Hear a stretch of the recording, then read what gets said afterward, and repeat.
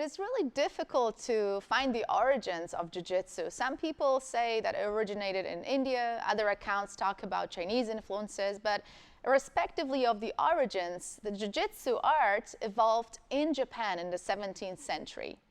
Before that period, Japan is in constant civil war, so it was impossible to practice and introduce it to the public.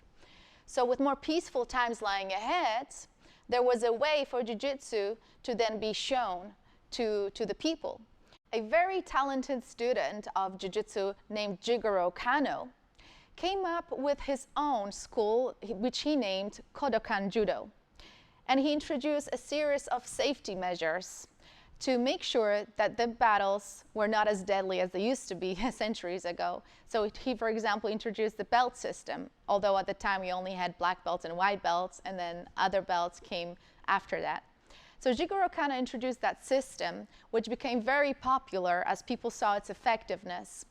And without the use of weapons, Jigoro Kano was now able to introduce judo to the country.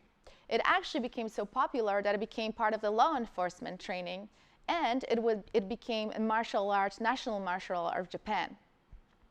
One of Jigoro Kano's famous students, Matsuo Maeda, who was really good and very crazy at the same time, was sent abroad to further popularize the sport. As Matsuo Maeda was traveling around the world, he would challenge everybody for his matches, whether they were wrestlers, boxers, sambo practitioners. He would take on everybody just to prove how effective judo really was. In the early 1900s, Matsuo Maeda travels to Brazil, and he's demonstrating, performing at a show. And Carlos Gracie spots him and decides that he wants to learn the martial art. So Matsuo Maeda agrees, and they start training. 5-6 years goes by as Carlos is taking on the knowledge and further introducing it to his brothers.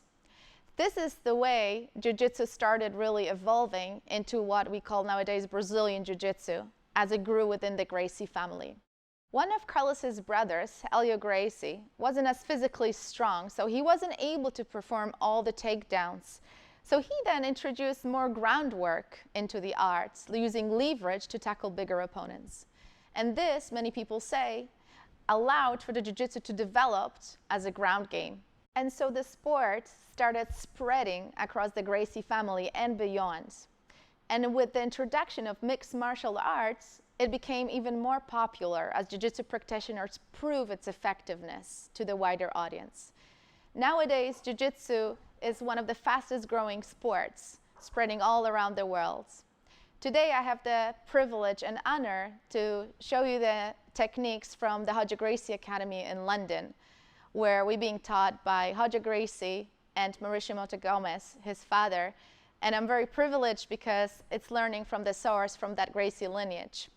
So I hope the techniques I will show you are going to really tune into that fundamentals of what the martial art has in store.